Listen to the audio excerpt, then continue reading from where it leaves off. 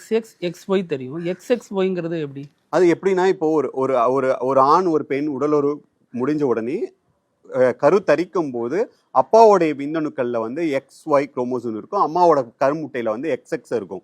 அப்ப அந்த XXோட X சேரும்போது பார்த்தீங்கன்னாக்கா, பெண் குழந்தை அப்படின்னு சொல்லுவாங்க. XXோட Y சேரும்போது பார்த்தீங்கன்னா, ஆண் குழந்தை அப்படின்னு சொல்லுவாங்க. சில தருணங்கள்ல அது சேரும்போது சில நேரத்துல XXோட Y சேர்ந்துரும். சில நேரத்துல XXோட X சேர்ந்துரும். இந்த மாதிரி மரபணு இப்போ எங்களோட பிரச்சனை பார்த்தீங்கன்னா, இது செக்ஷுவல் ஐடென்டிட்டி கிடையாது. இது வந்து ஜெண்டர் ஐடென்டிட்டி. அதாவது நம்மளுடைய மரபணுல ஏற்படக்கூடிய பிரச்சனை. இப்போ இந்த மரபணு ஒன்னோட ஒன்று சேரும்போது அந்த ஒரு 3 மணி நேரத்துக்குள்ளார அந்த மரபணுக்கள் வந்து சேர்ற அந்த நேரத்தில் சேரக்கூடிய பிரச்சனையில ஏற்படுறதா நம்மளுடைய ஹெல்த் இஷ்யூஸ். சில குழந்தைகள் வந்து 2 உறுப்போட, ஆண் உறுப்பு பெண் உறுப்போட சேர்ந்து பிறக்கக்கூடியவங்க இருப்பாங்க. இப்போ என்ன மாதிரி உள்ளுறுப்போட பிறக்கிறவங்க, ஜெனட்டிக் ரீதியாக பாதிக்கப்பட்டவங்க இருப்பாங்க. ஸோ இதெல்லாம் வந்து அதில் ஏற்படக்கூடிய பிரச்சனைகள் தான். உள்ளுறுப்புனா இப்போ நீங்க பிறக்கும் பொழுது ஒரு ஆணா தான். இப்போ பிறக்கும்போது நான் ஆண் குழந்தை தான். அப்போ நமக்கு ஸ்கேன்லாம் வசதிலாம் கிடையாதுல்ல அந்த காலத்தில். நம்ம 70ஸ்லலாம் கிடையாது.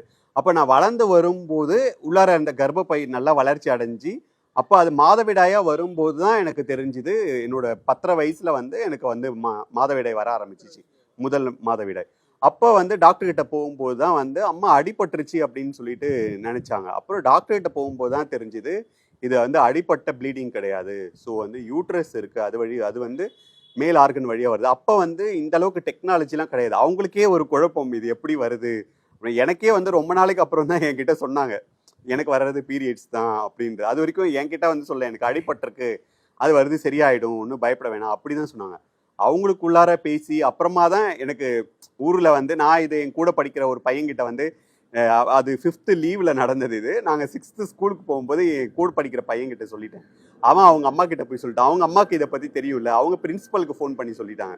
அப்ப பிரின்சிபல் என்னை அடிச்சு, அப்போ அம்மா எனக்கு புரிய வைக்கிறாங்க, இது வந்து நீ யார்கிட்டையும் சொல்லக்கூடாது அப்படின்னு சொல்லிட்டு புரிய வைக்கிறாங்க. அப்புறம் ஊர்ல நிறைய பிரச்சனைகள் நடக்கும்போது, இந்த கிண்டல் கேலி நிறைய இது பண்ணும்போது, ஒரு ஆணோட என்னை சேர்த்து வச்சு பேசுறது இந்த மாதிரிலாம் வரும்போது, அப்போ அம்மா என்னை கூப்பிட்டு தெளிவாக சொல்றாங்க, நீ ஒரு ஆணையும் கல்யாணம் பண்ணிக்க முடியாது, ஒரு பெண்ணையும் கல்யாணம் பண்ணிக்க முடியாது. இந்த வயதுல காதல் இதெல்லாம் மக்கள் வந்து இது பண்ணுவாங்க.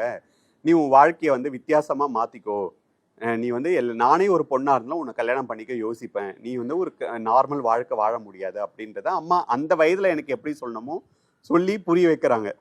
அதுக்கப்புறம் என்னோட தேடல், நான் யாருன்னு சந்தானம் சார் கேட்பறேன். அந்த மாதிரி ஒரு தேடல் 38வது வயதுல தான் எனக்கு தெரிய வந்தது, நான் ஒரு இன்டர்செக்ஸ் அப்படின்ட்டு. 38 வயசு வரைக்கும் தெரியாது? அது வரைக்கும் தெரியாது. அதுக்குள்ளார கிட்டத்தட்ட 3 அறுவை சிகிச்சைகள் கிட்ட போயாச்சு. அப்போ நீங்க என்னவா நினைச்சீங்க உங்களை? நான் வந்து அப்போ வந்து எல்லாருக்கும் தெரிஞ்சது வந்து திருநங்கை தான் அப்ப எல்லாருக்கும் தெரிஞ்சது.